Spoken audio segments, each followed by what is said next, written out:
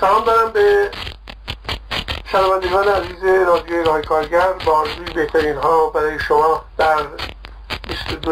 بهمن 1395. در برنامه امروز گفتگو دارم با مجید تمجیدی، کارشناس مسائل کارگری و از فعالانی که امام دفعات در سلسله برنامه‌های مجله کارگری رادیو باش گفتگو کردم. مجید تمجیدی عزیز، ضمن سلام درود به شما، خواستم که با شما در رابطه با فضای سیاسی سوئد و به ویژه در آستانه سفر نخست وزیر کشور سوئد استفان لوفن و هیئت اقتصادی همراهش در روزهای آینده، یعنی فردا و پس فردا، به ایران جویا بشه. با سلام به شما و شنوندگان عزیز رادیوتون و مرسی که منو به این گفتگو دعوت کردید. مجید تمجیدی عزیز، در رابطه با این سفر اپوزیسیون سیاسی و اپوزیسیون مدافع حقوق کارگران در ایران از فرازفرودهای گوناگونی به این مسئله نگاه میکنن، از ارسال نامه‌های سرگشاده به استفان لوفن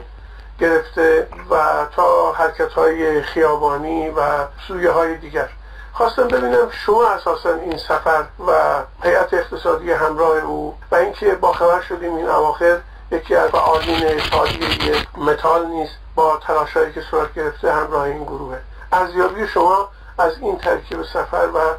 فرآیندهای مربوط به اون چگونه است؟ به هر حال این پاسخ به این پرسش حوزه‌های مختلفی را شامل میشه. قسمت اول اینه که امیال و نیت خود به هر حال دولت سوئد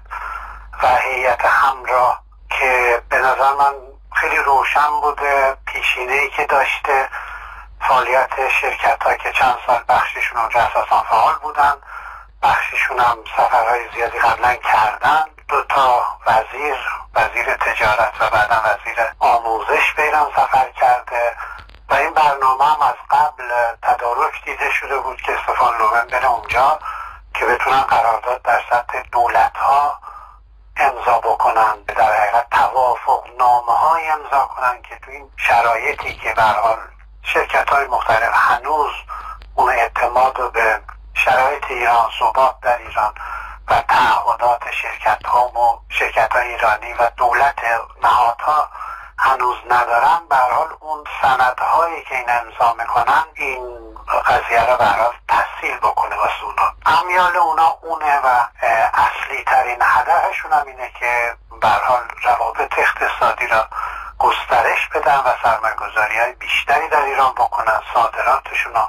افزایش بدن. اینکه این سفر انجام میشه خودش یه روزنه‌ایه که به هر حال افکار عمومی بین المللی، همین الان مثلا تو سوئد میبینیم از اون موقعی که این سفر مطرح شده در رسانه‌های مختلف، تلویزیون‌ها، رادیوها و روزنامه‌های مختلف، خود به خود مردم سوئد و در سطح بین المللی افکار عمومی یه فرصتی رو پیدا میکنه که حالا تو این ولوشویی که تو دنیا هست هر روز اخبار مختلفی میاد به مسئله ایران هم توجه بکنه و طبیعتا اینجا کنشگران مختلف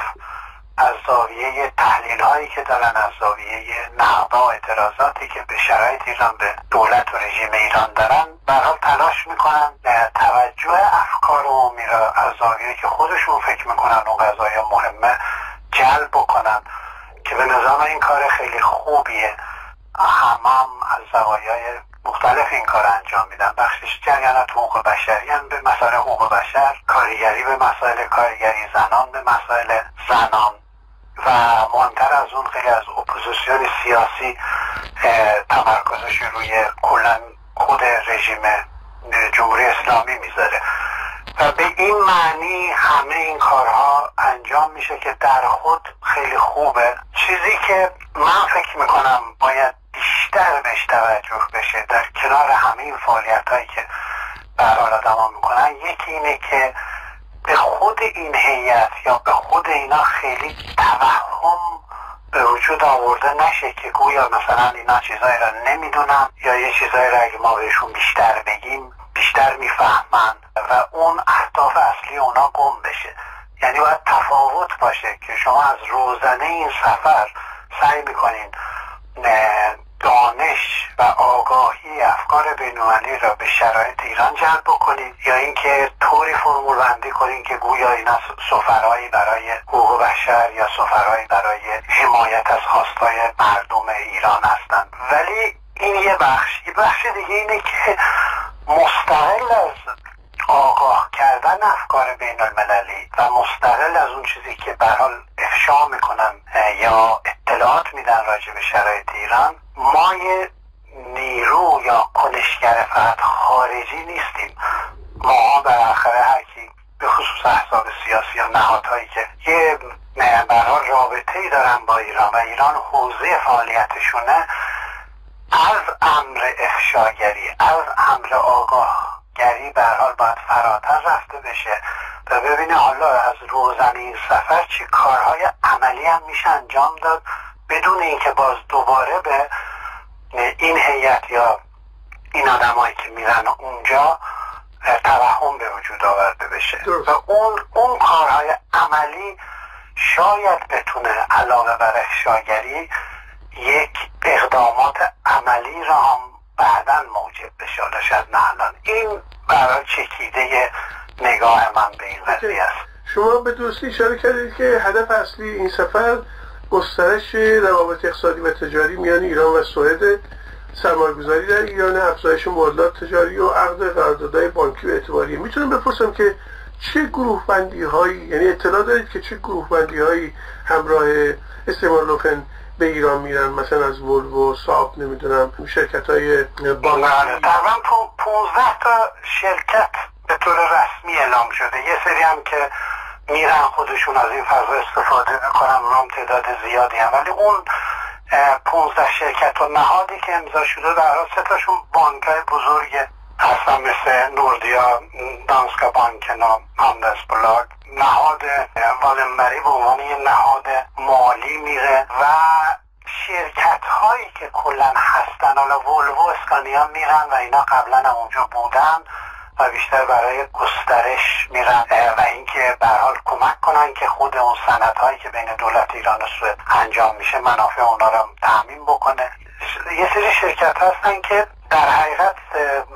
شرکت های بیشتر استراتژیکن، یعنی سیستم سازن و اینا دارن میرن که به هر حال بتونن. شرکت های دارویی هست. این در حقیقت این 15 تا شرکت حالت سمبولیک دارن، الزاماً اونجا شاید قرارداد به عنوان شرکت ننویسن، ولی بیشتر اینه که تو توافقهای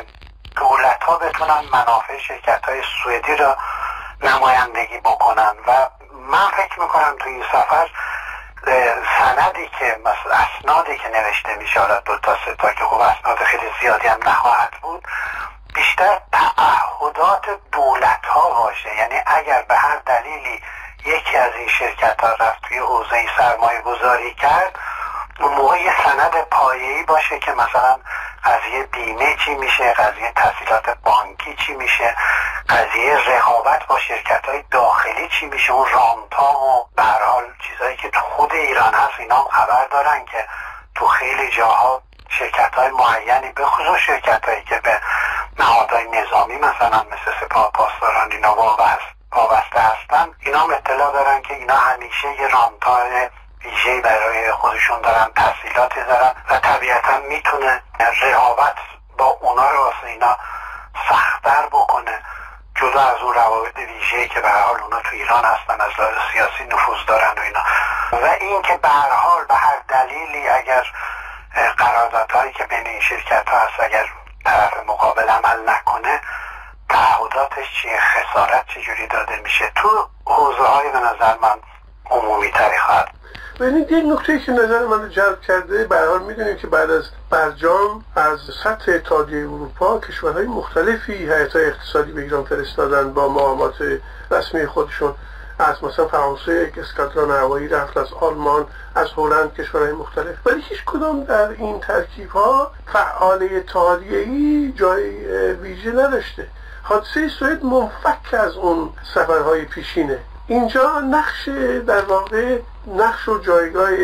آدمی که از طرف اتحادیه متال داره میره و به هر حال میدونیم که پیشترم با خود استفان لوفن در سطح جنبش اتحادیه همکاری داشته و توی این سفر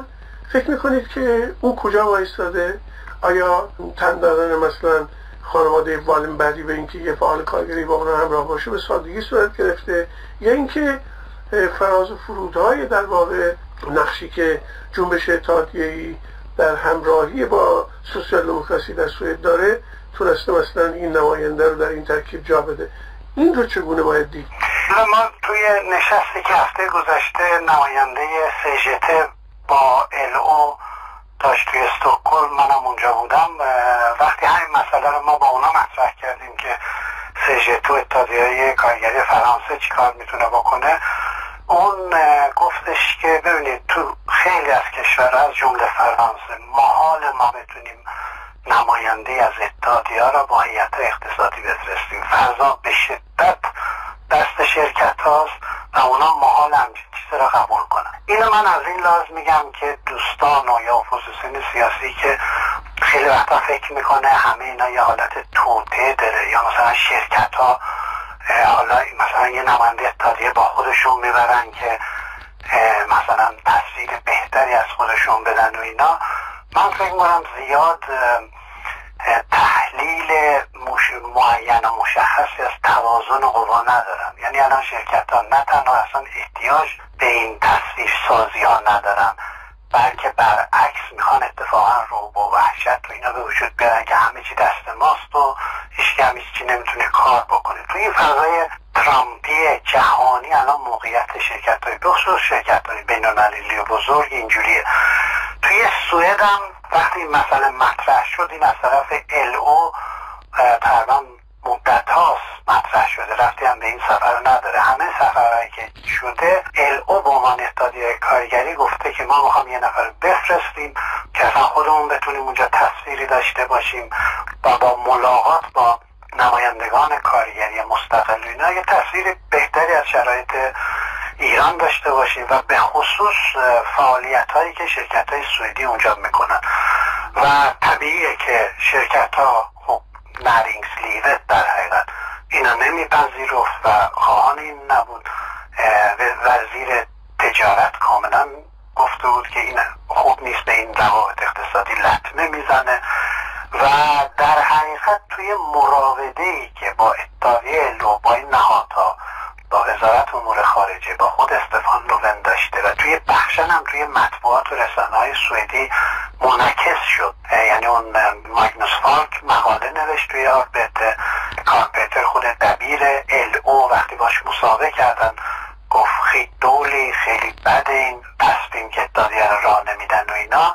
به یه نوعی اینا این قضیه را تحمیل کردن به این هیئت اقتصادی و یه نوع سازشی انجام شد، همونی که شما خودتون گفتین. یعنی اگر LO خودش میخواست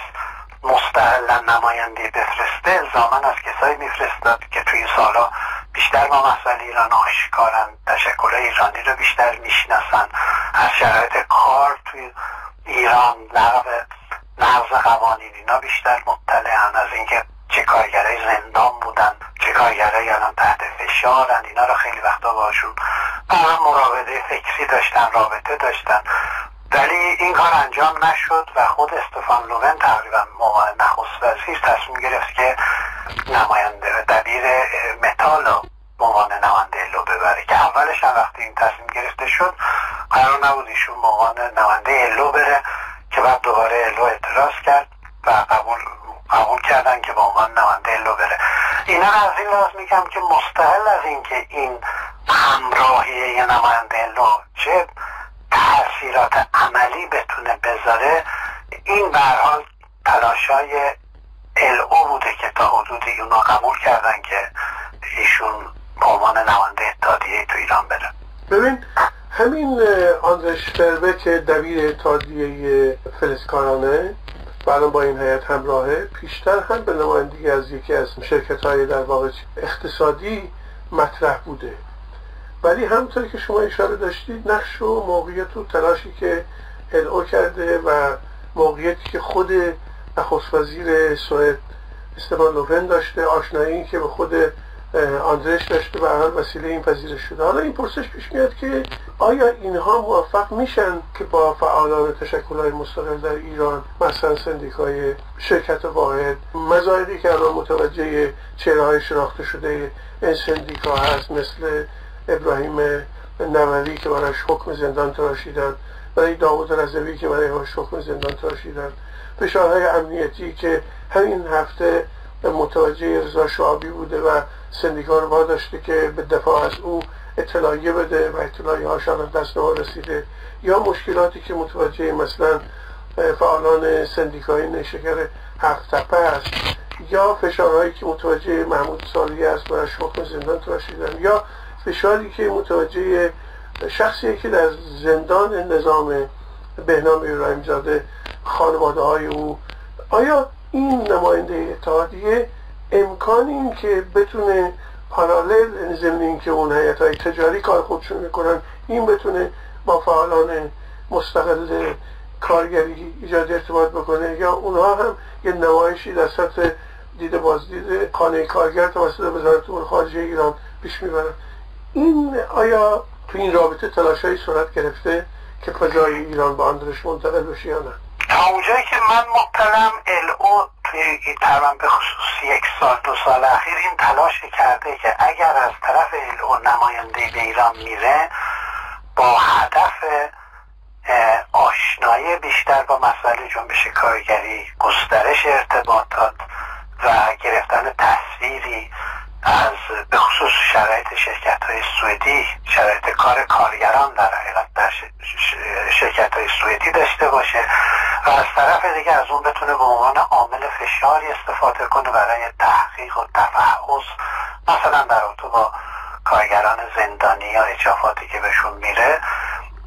ولی LO هم یه جریان یک پارچه‌ای نیست. این کسایی که در رابطه مسائل ایران تو این سالها کار کردن که بعدم تو این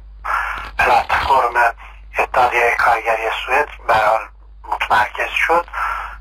من این تلاش‌ها رو دیدم توی نامه‌هایی هم که قبلا نوشتن اینجوری بوده و حتی خواهان این بودن که بتونن مثلا یه هیئت حقیقتیاب در رابطه با زندان‌های ایران یا اون موارد مرگ مشکوک بفرستن که ایشان از طرف ایران پاسخ داده نشد. ولی طبیعیه که وقتی خود این قضیه مطرح میشه که یعنی الان تونست به هر حال تحمیل کنه که یه نماینده اتحادیه بره، همزمان دستای زیادی چه در دولت سوئد و مهمتر از اون از طرف شرکت‌های سوئدی نهرینگسلیو اینجا تلاش میشه که عمل این نماینده را هرچه محدودتر بکنن و از اون طرف به هر حال دولت ایران و به خصوص دولت ایران، حالا من دقیقا شرکت ها رو نمیتونم بگم زیاد اطلاع ندارم، ولی دولت ایران طبیعتا تلاش میکنه که این اتفاق نیفته. اگر هم یه نماینده میاد فقط در چارچوب این دیدارهای رسمی بمونه و پاش از گلیم خودش بیرون نذاره. احتمالا خب فشارهای سیاسی به همین دولت میارن، به سفارت سوئد اونجا فشار میارن. حالا اینکه نتیجه اینا چی بشه به هر حال همین امروز فردا معلوم میشه که نتیجه چی شده، ولی تا اونجایی که من میدونم ایشون هم تلاش خیلی زیادی برای ارتباط با تشکل‌های مستقل نگرفته و همونجوری که شما گفتین اگر کسی واقعا بخواد از شرایط کار و فعالین کارگری و موقعیت تشکل و اینا یه تصویری داشته باشه بدون دیدار مستقیم با همه این آدمایی که شما اسمشونو بردین و رفتن مستقیم به اون شرکت ها و کارخونه هایی که الان این شرکت های سیاسی دارن اونجا فعالیت میکنن به هر حال به دست نمیاد. اگر به هر حال توی سفر باشه یا هرچی باشه و اگر کسی هدف اینجوری داشته باشه بدون انجام اون کاری که شما میگین به هر حال تصویر واقعی به دست نمیاد. البته خود اینا هم از اون شرایط عمومی به هر حال مطلع هستن که شرایط کار در ایران چجوریه و عمدتاً کارگر از حقوق زیادی در ایران برخوردار نیست. من ارزیابیم اینه که متاسفانه با وقت کمی که بود با همه اون به هر حال اطلاعاتی که بهشون داده شده و اینا الو با اونا جلسه داشته با آندرش وربه که به بگه چه خواستایی داره، من فکر میکنم شاید بیشترین حدی که موفق شدن این بود که حداقل اگر فعالین امکان فعالین تماس با فعالین مستقل کارگری داده نشد، با تشکل‌های دولتی هم اگر اونا خواستن خودشون رو تحمیل کنن به یه ملاقات انجام نگیره. من فکر میکنم این حداکثر موفقیتی که الو میتونه تو این دوره داشته باشه. واقعا الان ما شاهدیم که امنستی اینترنشنال در رابطه با وضعیت دکتر احمد رضا جلیلی که تو زندان‌های ایرانه و به هر حال شهروند سوئدی، همسرش اینجا نیارانه، شنیدم که تلاش کردن با خود استفان لوفن ارتباط بگیرن، دلنگرانی هاشون رو بهش منتقل بکنن، یا فعالان حقوق بشری همطور که شما در پاسخ اولیتون اشاره داشتید از وضعیت نگران کننده نرگس محمدی، روزنامه‌نگار، فعال مدنی، نایب رئیس و سخنگوی کانون مدافعان حقوق بشر که با 16 سال زندان محکوم شده، و همینطور در رابطه با زینت جلالی و دیگر زندانیانی که همواره در اعتصاب غذایی طولانی هستند و همه، یعنی میشه گفت که تمامیت یک جامعه فراتر از یک کاری که اعضای خانواده های اونها در نگران وضعیت اونها، به مسابقه این لیست پرشماری که از فعالان کارگری گفتم، همه و همه انتظارشون اینه که در اینجا نماینده در واقع جنبش اتحادیه‌ای بتونه برفراز سر وزارت امور خارجه و اون نیروهایی رو که از قبل مثلا خانه کارگر و شورای اسلامی کار و از این حضرات به اونها میخوام بقبولونن امور بکنن. نهایت هم اگر نتونست به قول شما دیدار با اونها رو بایکوت بکنه، نپذیره، و بعد همین موضوع رو به رسانه‌ای بکنه، یعنی به افکار عمومی جامعه سوئد، به مطبوعات که به راحتی دسترسی دارن، بگن که ما تلاش رو کردیم امکان پذیر نشد. به نظر من این کارا رو حتی تو این فاصله کوتاه هم دستگاهی میشه انجام داد. شنیدم که یکی از کانال‌های تلویزیونی هم همراه این هیئت هست و خوبه که آدم اونها رو هم از جهت اطلاع، حتی تصویر رسانی ساپورت بکنه که بفهمن که خیلی ها در جامعه سوئد دلشون میتپه برای شرایط نابرابری که متوجه فعالان کارگری، متوجه فعالان تضییق شده حقوق بشر تو ایران، متوجه زنان و دیگر گروه‌بندی های اجتماعی. یعنی شما حساب بکنید که یک آتش سوزی در یک ساختمانی اتفاق افتاد، همش نوبت اینه که کارفرماهای اونجا رو جابجا کنن. این 5-6 هزار کارگری که زیر اون دست پا از کار بیکار شدن و همه چیزشون بریده شد و بخش زیادی از اونها بیمه نبودن، صحبت اونها نیست. صحبت نیروی اجتماعی رنج و کاری که توی کردستان زیر آوار بهمن جانشون از دست دادن، تو رسانه ها اومد و تو مجلس رفت و تو دولت رفت و هنوز یه هفته نشده فراموش شد. اینا اون فضای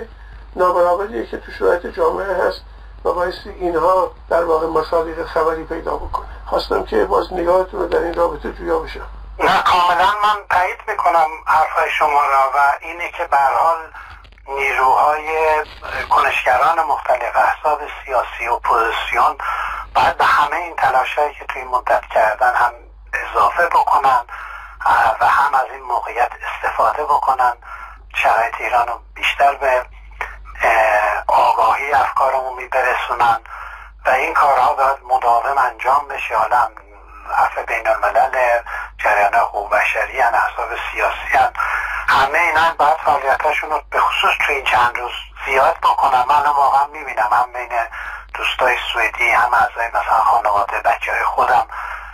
که راجع به این خبری دارن حرف میزنن، چون روزنامه ها داره مینویسه، توی فیسبوک میاد و این از این فضا آدم استفاده بکنه که واقعا همه بدونن که در ایران چه خبره. به خصوص در تا حوزه کارگری متاسفانه با اینکه به اتحادیه‌ها اطلاع رسانی زیاد میشه و اینا، ولی افکار عمومی هنوز کمتر از فشارهایی که به فعالین کارگری و تشکل‌های مستقل کارگری میاد مطلع هستند. اینو باید کاملا ادامه داد و به خود این در حال ایشون به عنوان نخست وزیر داره، نخست وزیر سوئد داره میره، الان با بالاترین مقام اجرایی نماینده الو داره به عنوان نماینده الو میره و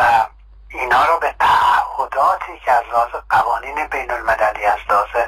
موقعیت‌های شغلیشون هم دارن، بالاخره باید وادار کرد که پاسخگو باشن و پشت پرده به هر حال فقط قرارداد امضا نکنن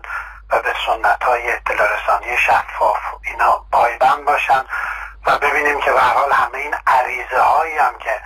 به آقای استفان لوون داده شده در به قول شما با اسناد با اسامی ایشون چیکار میکنه. ولی من متاسفانه هنوزم اینجوری فکر میکنم که کلا تو فضایی که هی داره بدتر میشه در اتباع حقوق مدنی حقوق بشر و به خصوص بعد از ظهور ترامپ به نظر من این فضا که بخشی از غرب هم خودش خیلی آشکارا ابتدایی ترین موازین حقوق بشری را زیر پا میذاره، فضا برای جولان دادن جمهوری اسلامی بیشتر میشه و این افشاگری ها تأثیرات چندانی نمیذاره، بجون اینکه اینا مثلا میگن آقا ما هم که میمدیم این فشارها از طرف مثلا نهادهای مختلف به ما هست که اونا هم اینا رو بفهمن تو این قرار داده. من فکر میکنم ما به عنوان فعالین ایرانی تو هر حوزه‌ای که هستیم کلا تمرکزمون رو باید بذاریم که در متن همه اینا چه کارهای عملی میتونیم بکنیم. مثلا اگر پروژه‌ای که خودم برای بهش مدت‌ها فکر کردم و با سجده هم مطرح کردیم، مثلا اگه ما بتونیم حداقل مثلا تو صنایع خودروسازی اتحادیه‌های سوئد با اتحادیه‌های فرانسه اونجا ولوو هست، اسکانیا هست، پژو هست، رنو هست، حداقل بتونیم از طریق این فشارها و امکاناتی که این اتحادیه از زاویه رابطه اتحادیه‌ای دارن که میتونن اونجا نماینده بفرستن، میتونن گزارش تهیه کنن، میتونن خواستایی را از شرکت مربوطه به عنوان اتحادیه اون صنایع بخوان، شاید بتونیم یه کارهای عملی بکنیم که فضا را تسهیل کنیم، راحت‌تر کنیم برای فعال و تشکل کارگری در ایران و به اینام بتونیم یه سری خواستایی که به هر حال از لحاظ موازین و قوانین بین المللی خواستای کاملا بدیهی و اولیه است، مثل حق داشتن تشکل توی کارخونه حداقل بتونه آدم اینا رو تحمیل بکنه و با این کارهای عملی بهتر میشه جبهه سازی کرد توی این فضای معین. من با شما کاملا موافقم. ما اتفاقا در رابطه با این سفر از جانب فعالان کانون همبستگی با کارگران ایران گوتنبرگ نامه سرگشاده‌ای به استفان لوون نوشتیم و به تضییق حقوق انسانی آدم‌ها توی جامعه ایران اعتراض کردیم. فاکتی رو که الان توی مجامع حقوق بشری هست و توی این نامه آوردیم که طبق آمار جهانی ایران در کنار آمریکا به چین بیشترین میزان اعدام رو به کار میگیره و کشور ایران به مقام دوم در اعدام کردن ها رسیده. بنا به آمارهای رسمی تو سال 2015 نزدیک به 1054 نفر اعدام شدن که رقم واقعی اعدام ها به تبع بیشتر از آماریه که ما توی نامه آوردیم و به مصادیق مربوط به سرکوب و تبعیض قومی و ملی بین اقوام مختلف ایرانی، بین نیروهای در واقع مذهبی با دیگرباشان جنسی و مسئله تضییق آزادی ها، آزادی قلم، آزادی هنر، آزادی اندیشه، فشار به موضوع مهاجران افغان، اینا همه توی نامه ما اومده و بخش زیادی از نامه هم به فراسفرودهای مربوط به جنبش کارگری از همین زوایایی که شما بهش اشاره داشتید پرداخته شده. من هم فکر میکنم که ما به عنوان فعالان مدافع حقوق کارگران در اینجا از اصلی ترین وظایف ما اطلاع رسانی و سرپل تقویت ارتباط ما با جنبش اتحادیه‌ای اینجاست تا بتونیم از این طریق مثل نمونه کار تلاشی شما الان در پیوند با LO و CGT دارید میکنید واقعا بتونیم اون تلاشایی رو که دوستان ایرانی، فعالان چپ ایرانی در فرانسه کردن و تونستن کلکتیو سندیکاهای فرانسوی رو در ارتباط با مسائل کارگران ایران فعال بکنن، تو سوئد هم بتونیم از پس این کار بر بیایم. به نظر من اینها همونطور که شما به درستی اشاره کردید در میدان عمل اجتماعی معنا پیدا میکنه، نه در حذف و مال خود کردن همدیگر، انحصار طلبی و نوعی در واقع نگاه یک سویه داشتن به فعل عبارت جنبش کارگری. از شما به خاطر پذیرش دعوت من و شرکتتون در این گفتگو در برپایی اطلاع رسانی به سفر استفان لوون به ایران ممنون و سپاسگزارم. باشه که در فرصت‌های دیگر هم بتونیم با هم گفت. خیلی ممنون. منم دوباره تشکر میکنم که من نام به این گفتگو دعوت کردین. شاد و سربلند باشید. همچنین.